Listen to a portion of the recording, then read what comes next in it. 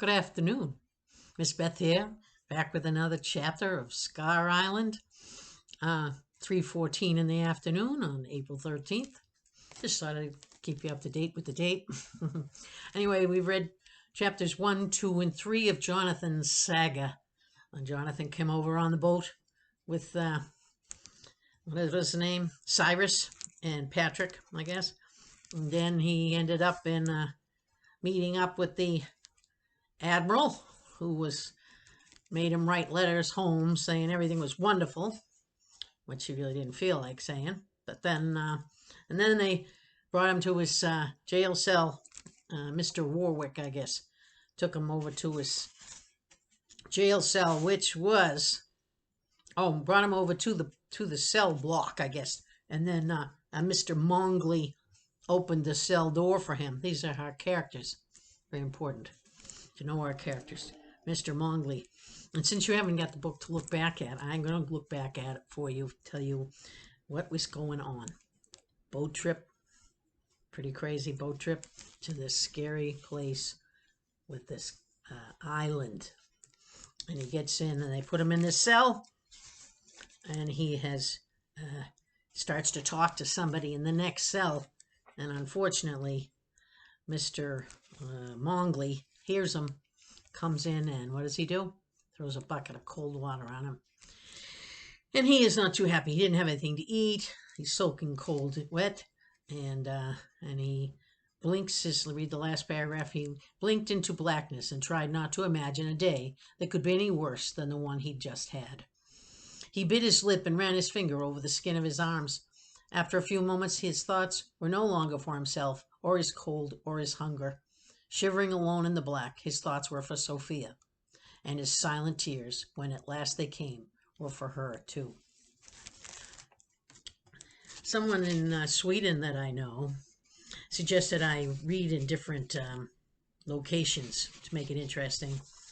I have sitting now at the table in the living room. I have a table in here that used to be in the kitchen. I got a different table in the kitchen now. I couldn't get rid of the table. Like everything else in my house. But anyway, I'm sitting at the window that looks out in the front yard, and there's this fabulous tree out there. It's a bur oak. There you can see it very well. It's about 200 years old if you probably could measure the lines inside it if we're not going to cut it. But they're native mostly to Texas, and it gets a lot of cool comments. Usually deck it out at Halloween with the eyes and stuff. And I thought I'd add to the mood with a candle here. And it's a stormy afternoon here, and we might lose power, and I'll have to stop reading. But anyway, here we are. Stormy and scary tree, candle. You get the mood. So he's just fallen asleep. And here we are with chapter 4. Chapter 4. It's called... Chapter 4. It's called A Dark Table, to be sure. Not table, tale. It's important to read correctly. So on the first page, it's the letter that he writes home. And you know he's required to write a letter every day. Okay, Jonathan's first letter home. Dear Mother and Father, I have arrived at the Slabhenge Reformatory School safe and sound. The trip was pleasant. The school is quite impressive, and the food is very good. I'm better fed here than I was at home. Although I am a little angry at you for making the difficult decision to send me here, I am sure that it will all be for the best. Give my love to Sophia. Your loving son, Jonathan Crispy. Chapter 4. A Dark Tale, to be sure. Tale. Jonathan gripped the knife in his hand and fought back the tears that burned in his eyes. My God, he whispered to the boy next to him. How long do we have to do this? The boy looked around to make sure no adults were within earshot. The dark brown skin of his head was shaved, almost bald, and it glistened with sweat from working in the hot, crowded kitchen. Until they tell us to stop, man, he murmured, handing Jonathan another onion. Jonathan opened his eyes that morning to the same nightmare he'd fallen asleep in. Freezing cold, ravenously hungry, lost in hopeless darkness. They'd been roused from their sleep by Mr. Mongley's hoarse whisper shout and the clang of his cane against the cell bars, then lined up and marched to a huge cluttered kitchen. With no welcome or instructions, He'd been handed a knife and a basket of onions and shoved over to a long counter. He was 3 onions in now, and his belly was howling for food. He looked around as he worked. All around him, other boys were bustling and cooking and chopping, each wearing the same dingy gray one-piece uniform that he was. There seemed to be about 15 of them. Some looked a little older than him, some a little younger. None of them looked happy. Don't they have, like, a cook or something? The kid snorted and rolled his brown eyes. Yeah, right. Why pay a cook when they can make our sorry butts do it? The more we do, the more money goes in the Admiral's pockets. He wiped at his eyes, then nudged Jonathan and pointed with his chin at Mr. Warwick, glaring at them from the corner. Quieter, he whispered. Jonathan smiled. You're Walter? The kid nodded. You almost got me drenched, man. Jonathan, right? Yeah. Well, welcome to Stonehenge. How long you here for? 10 weeks, Jonathan answered. It hadn't sounded that terrible in the courtroom. He'd almost wanted to come, to get away from everything. But standing there now, 10 hours, seemed like more than he could stand. Walter whistled, and his wide eyes shot up to Jonathan. 10? Geez, man, what did you do? Jonathan looked into Walter's eyes for just a moment, then looked away again quickly. Why? How long are you here for? He asked. Walter snorted. Well, I was sent here for 4 weeks, but that was almost 2 months ago. Why are you still here? Walter rolled his eyes. Everyone stays longer, man. Just when you're about done with your time, the Admiral sends a little letter to your folks, to whatever judge or state you sent you here.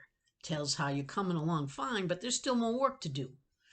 That he'd sure you'd come right around if he had just a little more time to educate you. Walter's voice dripped with a scorn. Then he offers to extend your education at a reduced rate. He finished chopping an onion and started on the next. You're supposed to be here for 10 weeks? Sorry, man, but I bet you don't get out of here in less than 15. Jonathan chopped numbly, trying to digest what he'd been told. How do you know all this? Benny, Walter whispered. He almost spat the name out. He motioned with his chin across the kitchen to a kid standing at a sink, lazily splashing a scrub brush around a soapy bowl. Jonathan recognized him. He could still feel the painful pinch the kid had given him on his arm. I saw him last night, Jonathan said. He works in the Admiral's office. Yeah, little punk. He tells us about these letters he stuffs into envelopes and addresses. Just loves to tease us, you know. Walter looked around the kitchen, pointing out kids with his knife. That big black kid there is Tony. He's cool. The guy grating cheese is Jason. He's super quiet, but seems all right. Stole a car, I heard. Next to him is David. Doesn't say much, but he's tough. Do not call him Chinese, okay? He's Japanese. A couple of kids make that mistake early on and had black eyes to show for it. Jonathan's eyes darted around the room, trying to keep up with Walter's fast talk and chop onions at the same time without cutting off a finger.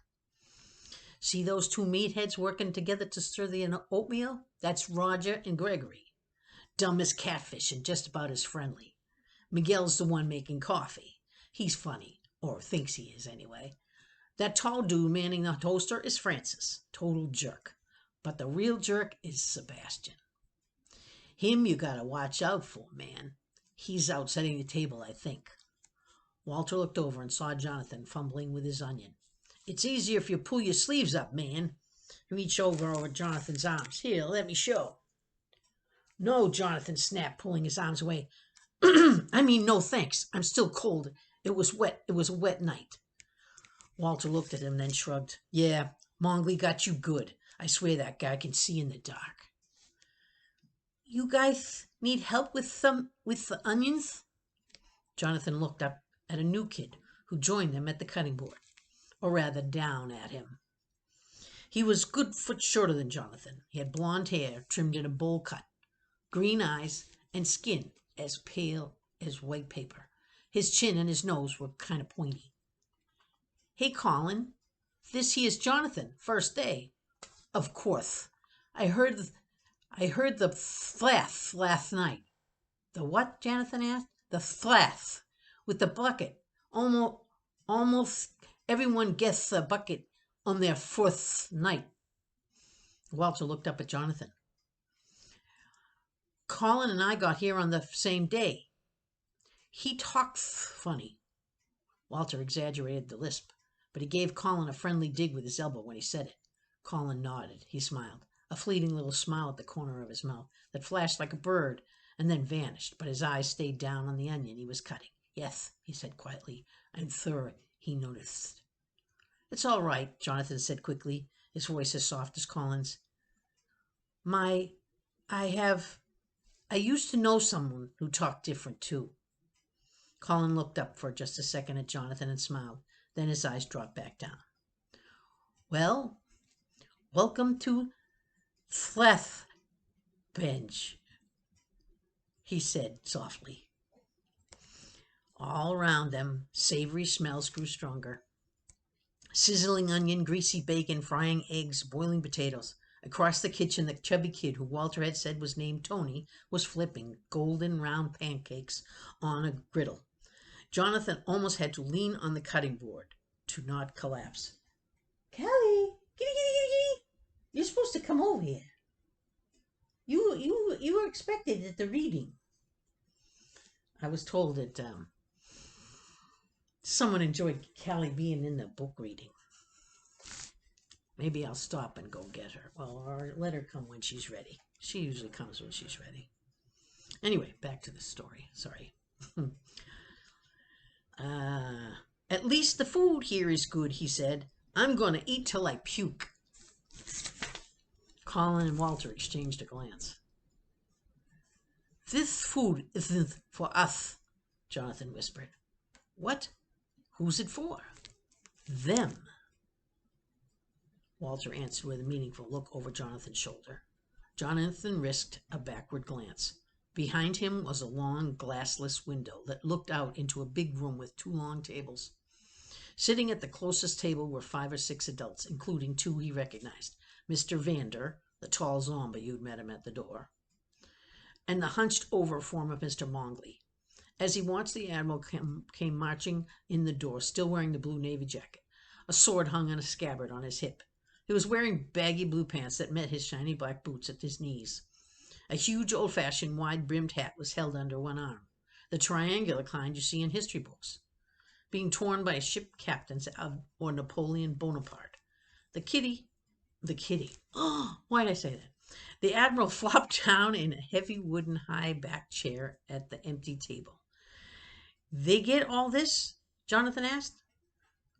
Colin and Walter nodded. What do we get? Oatmeal, usually, Walter replied. Sometimes toast.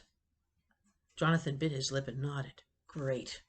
Eventually, all the food was ready on platters and in bowls, lined up on the counter by the kitchen door. Jonathan licked his lips and watched the steam rising off the hash browns, pancakes, and scrambled eggs. He saw the gooey cheese oozing out of the omelets, the salty grease pooling on the platter under the bacon, the butter melting on the flaky biscuits. What do we eat? Well, when do we eat? When do we eat? When we tell you to, a voice barked in his ear. Jonathan jumped and turned to see Mr. Rourke's one eye glistening at him.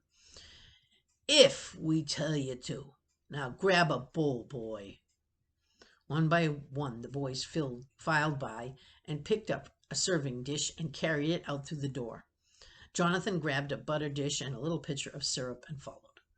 The table was already full when he got there, but he found a tight spot for his items. The men were all slurping and reaching and smacking their lips, piling their plates high with food and shoveling it by the forkload into their mouths. The boys, once the food was delivered, stood back against the stone wall with their hands behind their backs. More coffee, the Admiral said through a mouthful of sausage, and a boy darted back to the kitchen. And salt, a bearded man with gold earrings shouted after him. When the boy returned with the salt and coffee, the Admiral swallowed his mouthful and glowered up the boys against the wall. All right, he said, wiping some grease off his chin. Go clean and eat. The kitchen better be spotless or it'll be lunch for the lot of you. The boys turned and filed toward the kitchen. Jonathan followed with them, but was stopped in his tracks by the Admiral's foul face. voice. "Jonathan Grisby, a word with you." Jonathan gulped and stepped out of line and walked over to where the Admiral sat. The Admiral stabbed a piece of roasted potato. He slid the silver blade of the knife into his mouth and leaned back to look Jonathan in the face. Jonathan waited with downcast eyes as the Admiral chewed and swallowed. "How was your first night, Jonathan Grisby?" Jonathan didn't want to do or say anything that would risk his breakfast getting taken away like his dinner had the night before. "Fine, sir. Can be a long night with no pillow, I imagine. Neck a bit sore, eh?" "No, sir, I'm fine." Good. I read your file last night. 'Twas fine bedtime reading. The sad history of Jonathan Grisby, boy. Delinquent. It's a stark little tale, isn't it?" Jonathan blinked and breathed through his nose. "Yes, sir, I guess so." A rotten smile spread across the Admiral's face. "Oh, it doesn't take any guessing. 'Tis a dark tale, to be sure." The Admiral leaned forward and lowered his voice. "Between you and I, a lot of these boys don't really deserve to be here. A belt and a bellow would suffice for most of them, I'd say. But you, Jonathan Grisby, you do deserve to be here, don't you?" Jonathan swallowed and sniffed. He shifted from foot to foot. Then he looked up into the Admiral's obsidian eyes and nodded. "Look up, Obsidian." "Yes, sir," he said, his voice a hoarse whisper. "I do." The Admiral slurped half a sausage into his mouth and nodded. His eyes narrowed to dark reptilian slits, and his smile widened. He chewed slowly, his black eyes burrowing like beetles into Jonathan's. "I'm going to take a personal interest in your education here, Jonathan Grisby. A boy like you will require more focused attention. I believe, so troubled, so evil. We'll begin your education right after morning muster today." The Admiral swallowed, then gulped a mouthful of coffee. He waved his hand dismissively at Jonathan. "That'll be all. Don't just stand there like a dead chicken." Jonathan retreated numbly to the kitchen, where all the other boys were busy sweeping and scrubbing and cleaning up. A great cauldron bubbled on one of the stoves, and his nose sniffed hungrily at the smell of oatmeal. Jonathan's growling belly was interrupted by a sharp shove from behind. A tall kid with scalp short black hair glared down at him. His nose was broad and flat, like a tiger's. It was bumpy, like it had been broken before, more than once. "What do you think you're doing?" the kid demanded. "You don't help. You don't eat."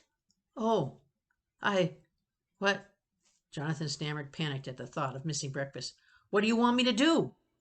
The kid scowled and looked around. He pointed at a pile of logs by the wall. "Add more wood to the stove. It's about burned down." He bent over and opened the iron door at the bottom of the stove. A wave of heat blasted out. Jonathan looked at the glowing red coals and licking red flames, the flickering, hungry fingers of fire. "No," he said, shaking his head. "What?" "No, I can't. I can't. I don't like fire." "You don't like fire?" the kid snorted.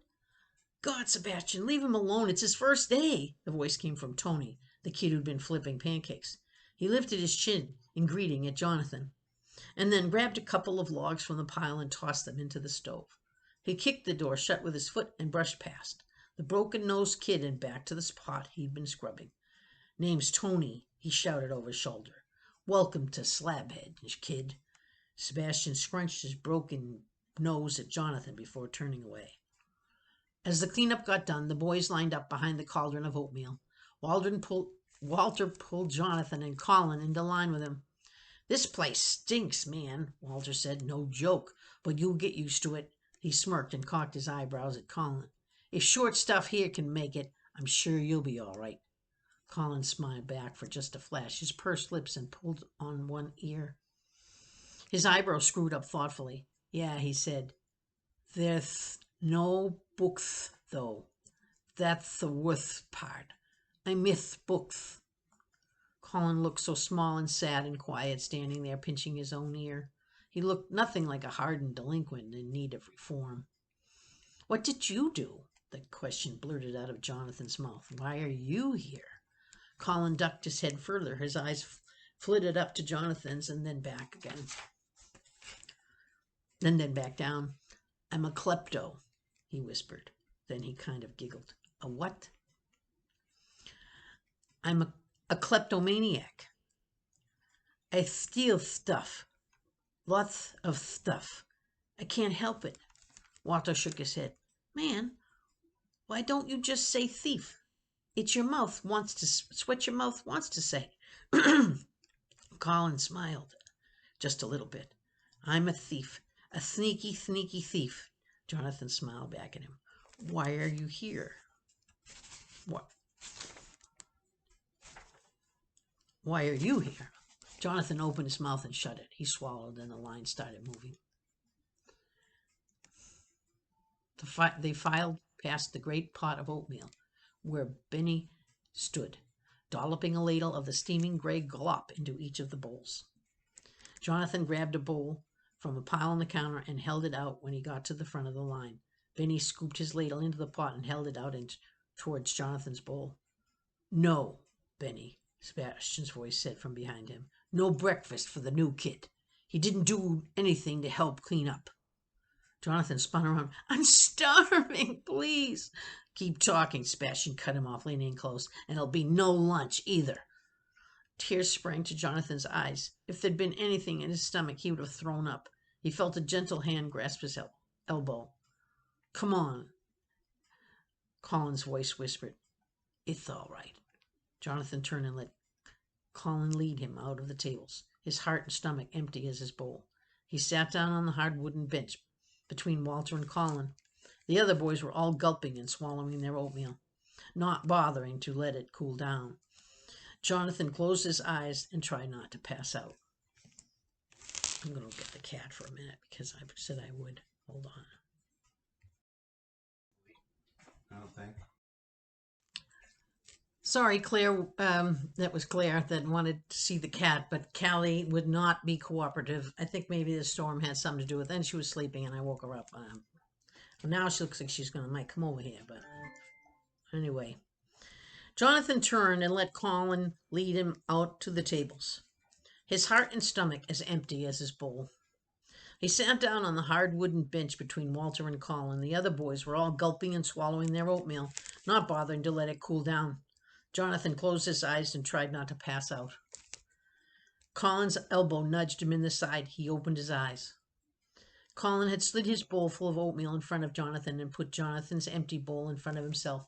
He grinned, a secret little grin at Jonathan, and darted his eyes around. Hurry and eat it, he whispered. Morning muster is in a few minutes. But you need to eat too, Jonathan hissed. Colin shook his head and his smile stretched. He almost showed his teeth. It's okay. I despise oatmeal. Aren't you hungry? Colin nodded, his eyes shining. He pointed with his eyes down to his lap, and Jonathan looked down to where Colin was hiding his hands under the table. In one hand he held a biscuit, slathered with jam. In the other, a glistening sausage link. How did you? Jonathan started to ask. Colin winked and took a quick bite of the biscuit. I'm a sneaky thief, remember?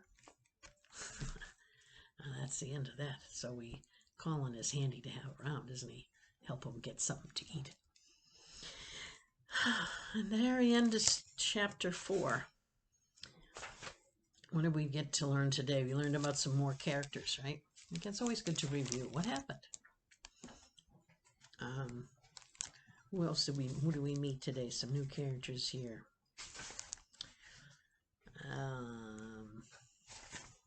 Benny. Oh, he's the guy that was in the room with the Admiral. He works with the Admiral. Yeah. And then Walter. Walter's been filling him in about the place. Walter. What do they say Walter looks like? Oh, he has got very short hair or something, right? He tells him he's going to be in there longer than he expects to. And then he says the big black kid is Tony. The guy grating cheese is Jason. He stole a car. Next name's David. Doesn't say much. Do not call him Chinese. He's Japanese. That's David. What do we got? There's Roger and Gregory, dumb as catfish. Miguel's the one making coffee that thinks he's funny. Guy doing toast is Francis. But the real jerk is Sebastian. And Sebastian's the one who isn't kind to him towards the end. And then we have Colin, who has a speech impediment. He has a lisp. And he's supposedly a kleptomaniac. And he says, what is the sounds he can't say? He can't say S's, right? Slab hinge. He has to say flab hinge. But our main character, Jonathan, says he's known someone that spoke like that, and he has no problem with that. And Colin has to tell him that he's not going to get to have all his food he's been cooking, right? And then they set the table for the creeps. This admiral, and so on. And then he's going to get some oatmeal, and good old Sebastian, not good old Sebastian, says, you haven't done anything, you can't have any oatmeal. Right? And Colin gives him his oatmeal. Switches bowls with him. Well, I think probably that's enough for today. Morning muster is going to be muster is when they play the bugle in a army camp to call everybody to get together. Muster, come together. So we'll read Morning Muster chapter 5 next time. Tomorrow maybe. Have a good Monday, the rest of Monday, and we'll see you tomorrow hopefully. I love this book, so I'll probably read it again tomorrow. Bye for now.